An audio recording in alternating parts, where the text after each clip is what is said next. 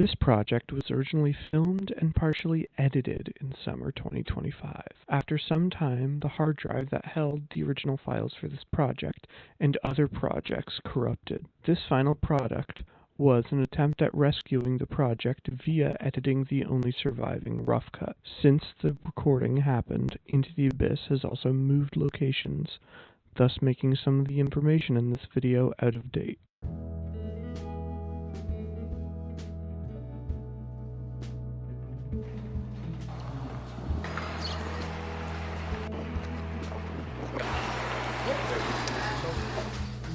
Hello, my name is Bradley Germain. I am the owner and proprietor of Into the Abyss Records on King Street in Hamilton, Ontario.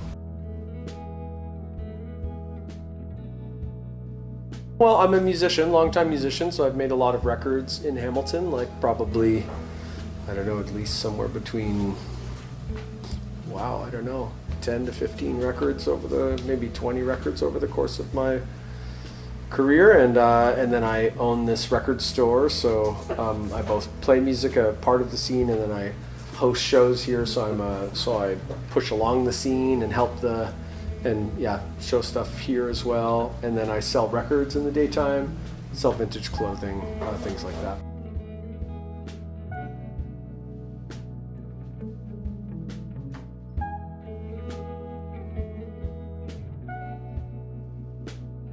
I mostly have had on the turntable. I've really been into the specials lately, so I've been listening to the first two specials albums, Specials and More Specials. Both been really getting me going. I have been listening to Bob Dylan's soundtrack for Pat Garrett and Billy the Kid, so that's a really good one. Been listening to a lot of solo piano work lately. I really like the FKJ piano record. I think it's called Just Piano. Like Chili Gonzales solo piano 2. I've been listening to that a lot lately. Yo-Yo Ma.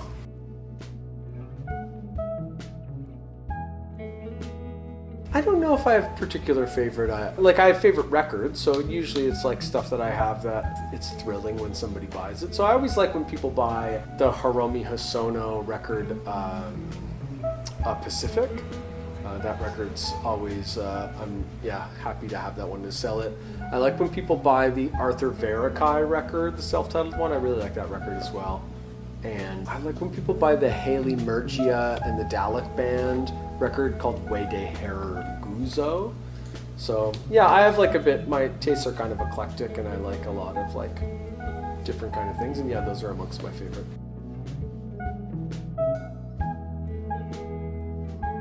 So yeah, the only active band I'm in pretty much now is Golden Feather, and my band CQ is somewhat active as well. I put out a record with CQ last year and a record with Golden Feather.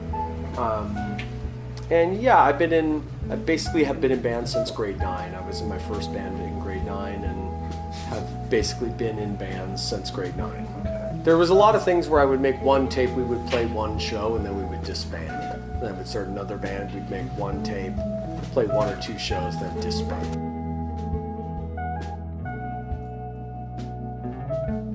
Well, I did a bit of everything there actually. So I worked in the front and in the back over the course of my time at Chibi's. Yeah, I learned a lot about record stores and like how they function, and yeah, I like the atmosphere of them. So somewhere around 2016 or so, I started to want to branch out and do something for myself and just be my own boss and kind of have my own little shop. So I always envisioned having a little shop somewhere.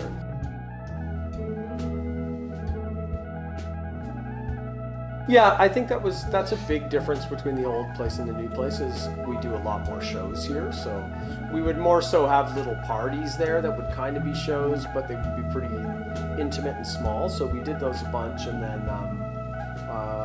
so this is like probably like 5 times the size as the other shop. So yeah, it's the ability to do more shows was a real factor in me wanting to take this space. And yeah, that's been the major difference with that amount of space, and I can fit a lot more records in here, so I have a lot more, there's a lot more stuff in here now.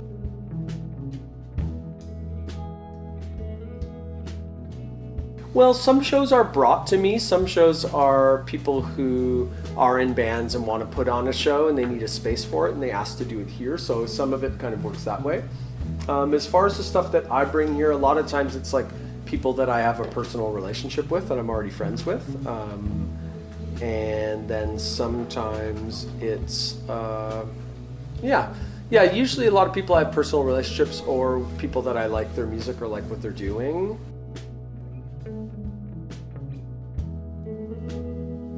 Well, no, I try to have stuff that I feel like people are looking for, so I try to keep it pretty broad, so there's something for everybody.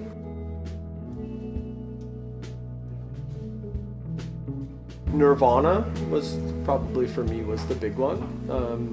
When I was in grade 7, I think in grade 7 is when I heard Nevermind for the first time, and that was very eye-opening. And then I owned Nirvana and Bleach, and then I spent a whole summer where I basically just listened to those tapes on repeat. And that was, watching them be in a band and the kind of fun that they seem to be having. That felt like something that I wanted to try to do myself, is to have a band of my own. So it kind of came from that.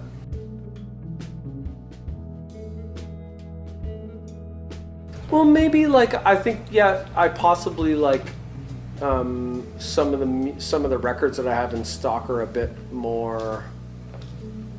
Well, I don't know. I've always thought that Mark has done a really good job of highlighting local artists, and he's always done I feel like he's done a really good job at highlighting independent artists in Hamilton. That's something that he's been very good at. I guess the difference is I'll host the live shows here more, so that happens a bit more. So it's a little bit more localized in that regard, but I have so much respect for everything that Mark has done for the community and for the indie community and getting independent music to people that wanted to get music from Hamilton. So yeah, Dr. Disc does it better than anybody. Well, I think inspiration, sometimes it comes from music, but usually just comes from life, from contemplation, just thinking about life and what I want to say. As far as musically, I think I'm always really motivated by trying to make music that has good groove so people could dance to it. That's a focus. So yeah, I'm always thinking about rhythm and thinking about feel and groove and to see how that goes.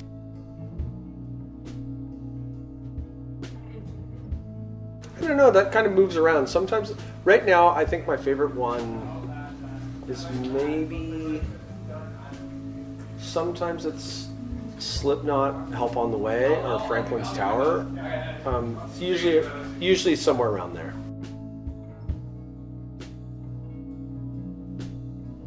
I still sometimes, when I was a teenager, I went to this venue called the X Club a lot. That was on King William and John, and that was where I played my first show, and where I saw many great shows, and where I kind of grew up around music was at X Club. So I think of nostalgia. If I would want to be in some place one more time to feel it, I would probably choose the X Club.